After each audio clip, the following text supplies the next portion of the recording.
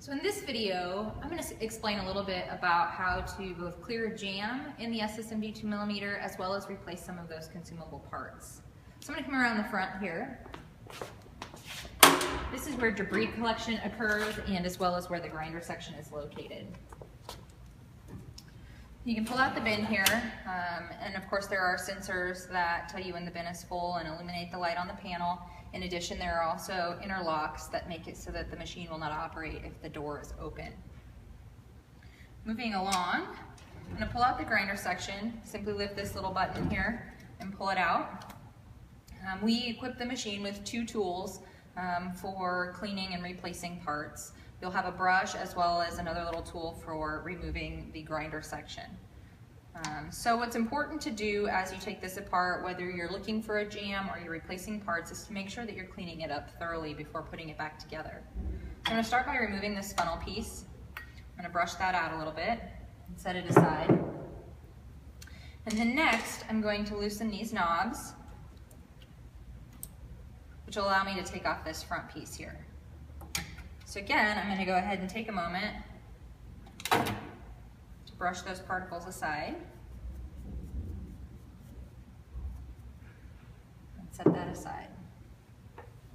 So next thing I'm going to do is remove the screen by loosening this knob, which will swing out and allow the chassis holding the swing to drop that screen down. Again, another important place to make sure that you're doing some cleanup. Last thing I'm going to do is take this special tool here, insert it into the grinder, and this will allow me to pull out that grinder section. Again, I'm going to brush that free of debris. And while doing this, I'm definitely going to check and see if there's any major dents and dings, wear, those sorts of things. As this gets dull, the media that you're trying to destroy is going to take a lot longer to destroy. So that's one way you'll know when that needs to be replaced. So now that I have all the pieces out, I'm going to go ahead and brush it free of any more debris. There are two pieces here that are also consumable and replaceable that I'm going to point out, but I'm not going to actually take apart today, and that's the bed blades, and those can be found here and here. A simple removal of these bolts will allow you as an end user to replace those bed blades as well, and they have a self-aligning system so that you don't have to worry about getting the exact clearance correct. The machine will kind of help you do that. So now that everything's all cleaned out, I'm going to go through the process of putting it back together. You could be doing this with the same parts as I am now, or with the replacement parts if it's time for that. So I'm going to start by putting the grinder rotary cutter back into its place, and I'm going to go ahead and take that tool apart.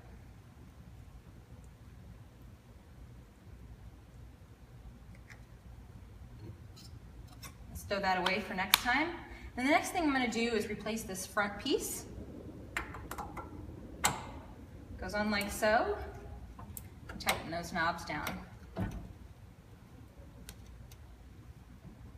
Got that good and secure, so that's going to stay where it needs to be.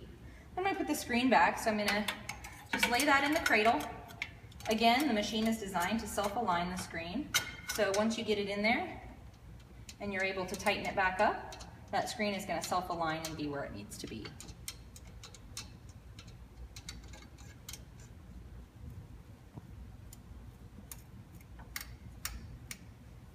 The last step is to replace the funnel piece.